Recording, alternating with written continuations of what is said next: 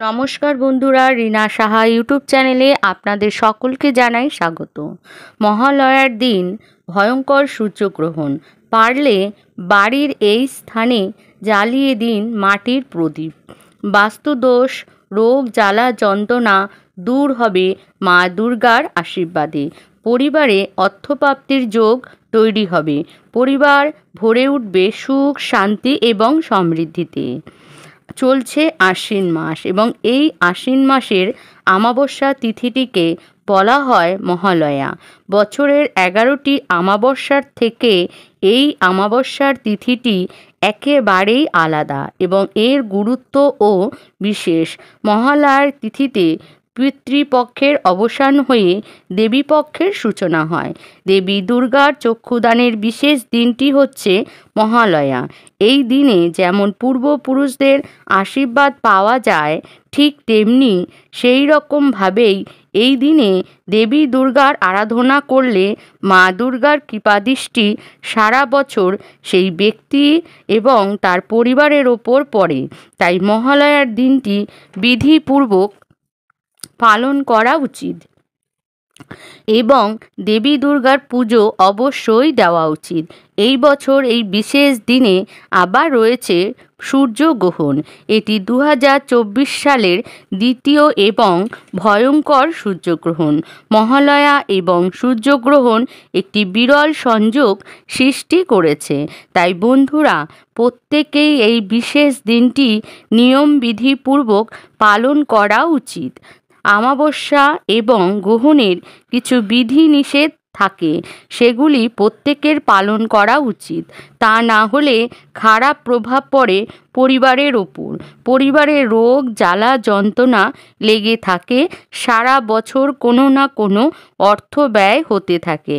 পরিবারে রোগ জ্বালা পিছু ছাড়ে না, ডাক্তারের পেছনে প্রচুর অর্থ নষ্ট হয়। কিন্তু যদি বাড়ির বাস্তু সঠিক করা যায়, তাহলে পরিবারের সুখ শান্তি সমৃদ্ধি বজায় থাকে।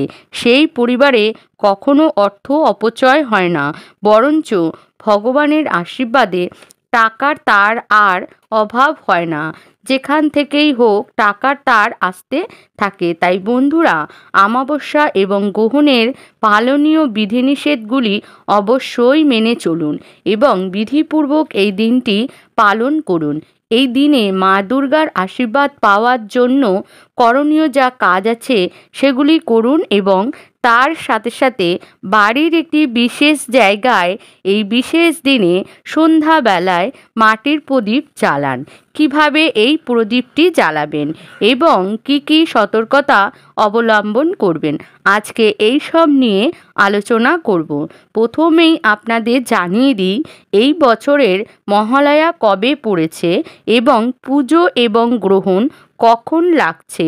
মহালয়া পড়েছে বাংলার 15ই আশ্বিন 1431, ইংরাজি 2রা অক্টোবর 2024 বুধবার দিন।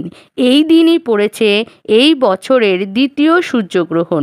গ্রহণ স্পর্শ রাত্রি 9টা বেজে 13 মিনিট, গ্রহণ মধ্যরাত্রি 12টা বেজে 15 মিনিট, গ্রহণ সমাপ্তি রাত্রি 3টে বেজে 17 মিনিট, গ্রহণ স্থিতি 6 ঘন্টা 4 মিনিট।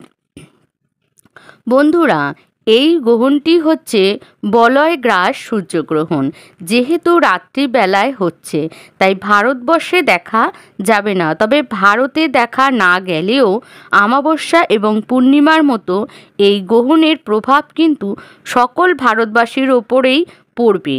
রাশি হিসাবে যেমন কিছু কিছু রাশির ব্যক্তির গ্রহণটি অত্যন্ত সৌভাগ্য নিয়ে আসবে, ঠিক সেই রকমভাবেই কিছু কিছু রাশির জন্য এই গ্রহণটি কিন্তু ক্ষতিকর। তাই বন্ধুরা, গ্রহণের বিধিনিষেধ কিন্তু প্রত্যেকেই মেনে চলা উচিত। এই গ্রহণ যেহেতু অদৃশ্য, তাই এই গ্রহণে সময় গণ্য হবে না। তাই গ্রহণের সময়টুকু বাদ দিয়ে আপনারা খাওয়া ও রান্না কাজগুলি সেরে নিতে পারবেন। মহালয়ার দিন যেহেতু দেবী পক্ষ বা মাতৃপক্ষের সূচনার দিন, তাই বন্ধুরা এই দিন খুব সকাল সকাল স্নান করবেন, যদি পারেন গঙ্গা স্নান করবেন এবং এই মহালয়ার দিন বাড়ি ঘর দুয়ার ভালো করে পরিষ্কার পরিচ্ছন্ন করে নেবেন। বিশেষ করে সদর দরজা, বাড়ির সদর দরজার সামনে কোনো প্রকার ময়লা আবর্জনা যেন না থাকে এবং জুতোগুলো এলোমেলোভাবে ছড়িয়ে ছিটিয়ে পড়ে না থাকে, সেই দিকে বিশেষ নজর দেবেন। জুতোগুলো সরিয়ে রাখবেন এক পাশে, কারণ এই রকমভাবে জুতো পরে থাকলে মা লক্ষ্মী ঢুকবেন কোথা থেকে, এরকম দেখলে তিনি বিরূপ হয়ে আপনার বাড়ির সদর দরজা থেকে ফিরে যাবেন। বন্ধুরা, মনে রাখবেন, সদর দরজা দিয়েই সুখ আসে, শান্তি আসে, সমৃদ্ধি আসে ও মা লক্ষ্মী আপনার গৃহে প্রবেশ করেন। তাই বন্ধুরা, সর্বদা বাড়ির সদর দরজা পরিষ্কার পরিচ্ছন্ন রাখবেন এবং মহালয়ার দিন সকালবেলা বাড়ির সদর দরজা ভালো করে জল দিয়ে ধুয়ে পরিষ্কার করে নেবেন। এমনভাবে পরিষ্কার করবেন যেন আপনার গৃহে সৌভাগ্য প্রবেশ করে। এই মহালয়ার দিন স্নানের জলে সামান্য কালো তিল দিয়ে স্নান করবেন। এর ফলে আপনার মধ্যে যে কোনো ধরনের খারাপ চিন্তা দূর হবে এবং আপনি নিজেকে বিপদমুক্ত ও ঝরঝরে মনে করবেন। যদি কোনো ব্যক্তির কুদৃষ্টি আপনার ওপর লেগে থাকে তাহলে সেটি কেটে যাবে। মহালয়ার দিন সকালবেলা পিতৃতর্পণ করার নিয়ম আছে, সেই জন্য প্রচুর ব্যক্তিরা গঙ্গায় যান, গঙ্গায় গিয়ে পিতৃতর্পণ করে থাকে, যেটা অত্যন্ত ভালো। পূর্বপুরুষদের আশীর্বাদ জীবনের একান্তই কাম্য। এর ফলে আমাদের জীবনে সৌভাগ্যের পথ আরও বেশি লাভ হয়। তাই বন্ধুরা, এই দিনে মা দুর্গার আরাধনা করবেন। সেই রকম পিতৃপুরুষের তর্পণ করতে কিন্তু একেবারেই ভুলবেন না, কারণ তারা আমাদের সর্বদাই আশীর্বাদ করছেন।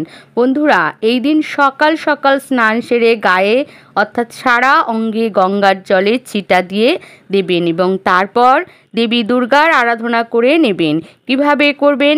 আপনার ঠাকুর ঘরে মাতৃশক্তির যে রূপের ফটো বা মূর্তি আছে, সেখানেই দেবী দুর্গাকে স্মরণ করে আপনারা পুজো দিয়ে দেবেন এবং তার সাথে সাথে এই উপায়টি করবেন। এই উপায়টি করার জন্য বিশেষ কিছু সামগ্রীর দরকার তেমন কিছু নয়, লাগবে শুধু মাটির প্রদীপ। যদি আপনার ঠাকুর ঘরে মাটির প্রদীপ থাকে তাহলে খুবই ভালো কথা, যদি না থাকে তাহলে দশকর্মা দোকান থেকে খুব সহজে মাটির প্রদীপ পেয়ে যাবেন। তবে এই কাজে মাটির প্রদীপই লাগবে এবং একদম নতুন মাটির প্রদীপ। ঠাকুরের বাসনের যে প্রদীপ হয় বা যে প্রদীপ নিত্যদিন আপনারা ব্যবহার করেন, সেই প্রদীপ এই কাজে ব্যবহার করবেন না, কারণ এই প্রদীপটি পরে আপনাদের কোনো প্রবাহিত জলে ভাসিয়ে দিতে হবে। এই প্রদীপের মধ্যে ঘি দেবেন এবং তুলো সলতে দেবেন এবং এই উপায়টি করতে হবে সন্ধেবেলায়। মহালয়ার দিন সন্ধেবেলায় যখন আপনারা সন্ধে দেবেন তখন অবশ্যই আপনার বাড়ির ঘর দুয়ার চারিপাশে গঙ্গা জল ছিটিয়ে দেবেন। তারপর ঠাকুর ঘরে প্রদীপ ধূপ ধুনো জ্বালিয়ে দেবেন। এই দিন অর্থাৎ মহালয়া এবং সূর্যগ্রহণের দিনও নিত্য যে সন্ধে দেন সেটি সেরে নেবেন। তার সাথে সাথে আলাদা একটি মাটির প্রদীপ তার মধ্যে ঘি দিয়ে ভরে দেবেন এবং তুলোর সলতে দিয়ে দেবেন। সেই মাটির প্রদীপটি প্রথমে ঠাকুর ঘরে জ্বালাবেন এবং সেই মাটির প্রদীপটি দিয়ে আপনার ঠাকুর ঘরের সমস্ত দেব দেবীর আরতি করে নেবেন। তারপর মাটির প্রদীপটি নিয়ে চলে আসবেন তুলসী তলায়, সেইখানেও মা তুলসীর আরতি করে নেবেন। তারপরে সেই মাটির প্রদীপটি নিয়ে চলে আসবেন আপনার বাড়ির সদর দরজার সামনে। বন্ধুরা, আমি আপনাদের আগেই বলে দিয়েছি, সদর দরজা পরিষ্কার পরিচ্ছন্ন করে নেবেন। সেই সদর দরজার বাইরের উত্তর পূর্ব দিকে আপনাকে এই মাটির প্রদীপটি রাখতে হবে। তবে বন্ধুরা, মেঝের মধ্যে রাখবেন না, তার আগে একটি মাটির থালা বা প্লেট নেবেন, তার মধ্যে অক্ষত আতপ চাল দেবেন অথবা ফুলের পাপড়ি দিয়ে তার উপর এই মাটির প্রদীপটি রাখবেন। মাটির প্রদীপ কখনো খালি মেঝেতে রাখা উচিত নয়। আপনারা সব সময় ফুলের পাপড়ি বা অক্ষত আতপ চাল দিয়ে প্রদীপ রাখবেন। তারপর প্রদীপটি জ্বালিয়ে রেখে দেবেন। বাড়ির দরজার উত্তর পূর্ব কোণায়। এর ফলে আপনার বাড়ির এবং আপনার পরিবারের বাস্তু দোষ কাটবে, অশুভ শক্তির বিনাশ হবে আর শুভ শক্তির আগমন ঘটবে। তবে বন্ধুরা, খেয়াল রাখবেন প্রদীপটি যেন নিভে না যায়, সেই দিকে খেয়াল রাখবেন। যতক্ষণ আপনি জেগে থাকবেন খেয়াল রাখবেন রাত্রিবেলা গ্রহণ চলাকালীন সময় প্রদীপটি যেন জ্বলবে। পরের দিন সকালবেলা যখন আপনি ঘুম থেকে উঠবেন তখন গ্রহণ ছেড়ে যাবে এবং বন্ধুরা, গ্রহণ ছেড়ে গেলে যাবার পর একটি মাটি এক ঘটি জল দরজায় অবশ্যই ঢালবেন এবং সেই প্রদীপটি সেখান থেকে সরিয়ে নেবেন এবং কোনো প্রবাহিত জলে আপনি প্রদীপটি ভাসিয়ে দেবেন।